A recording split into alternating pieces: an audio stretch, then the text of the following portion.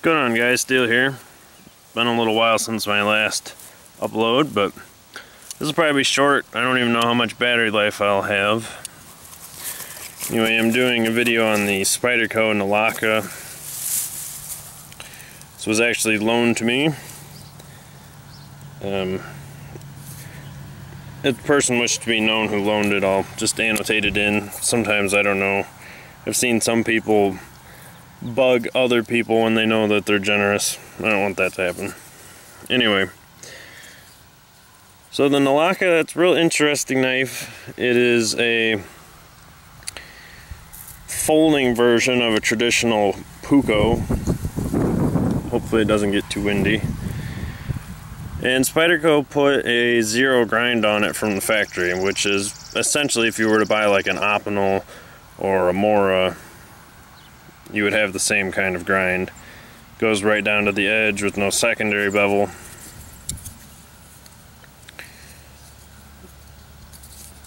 It is incredibly thin though. See if I can get it to zoom in enough so you can kind of get an idea. Yeah, you can see it just comes down to a paper thinness.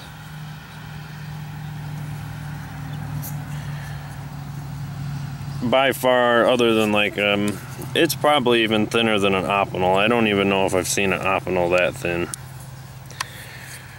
So very ambitious, because it's going to be more delicate than a lot of production folders. And the reason that's a bit ambitious is because not everybody would know how to handle something this thin. I did see some people commenting that they thought it was practically useless for carry because of how thin it is. I believe that's a misconception. I just don't think a lot of people are used to geometries and cross sections this thin, so they may rush the use of the knife. Now, I do know some people had issues with the edge initially being very prone to damage, probably due to overheating of the edge from the factory. Not really sure. It is really thin. For the people that I talked to and the person that loaned this to me, it seemed to lessen greatly after sharpening.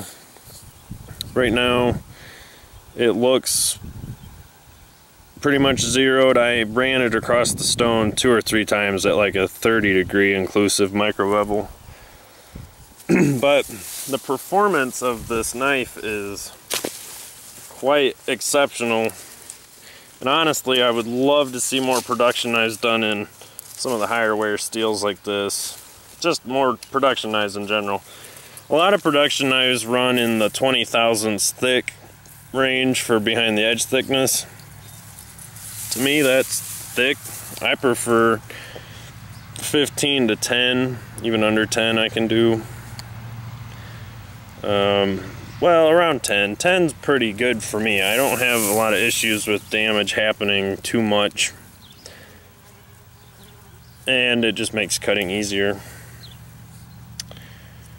So, it is S30V, but here's a stick. You can see, I don't know, it's probably a quarter, half an inch thick. It is green, it's softer. I think it's off of a maple. But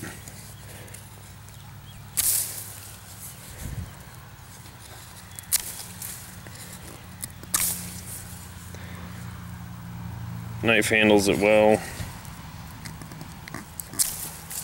It's a bit of a work.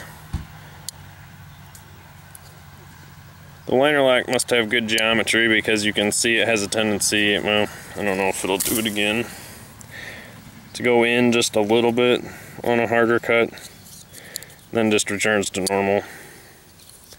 But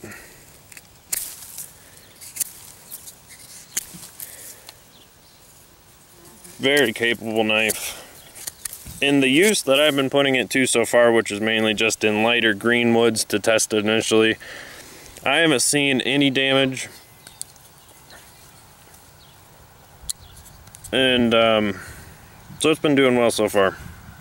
The only thing I noted is just the slightest bit of unrounded corners pretty typical from production.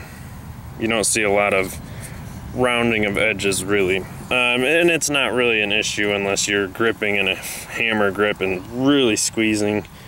Then you'll notice a little bit more of the sharper edges, but overall I don't really think white knuckling the knife is going to happen a whole lot. I'd be less concerned about hand fatigue and what task I'd be doing that would require that kind of heavy grasp, more on the blade. So you can see it tapers real thin as well, but I really like it. Like I said, I would love to see actually like a Paramilitary 2 done in this kind of thinness. I don't even think I haven't had a custom this thin. Yeah, I've had some close, but anyway, that's just initial thoughts and just a little talking. And I will do a full review. I'm going to use this to compare it to the 3V wear resistance on my Tom Crine as well. So, alright guys, thanks for watching as always, and I will see you in the next video.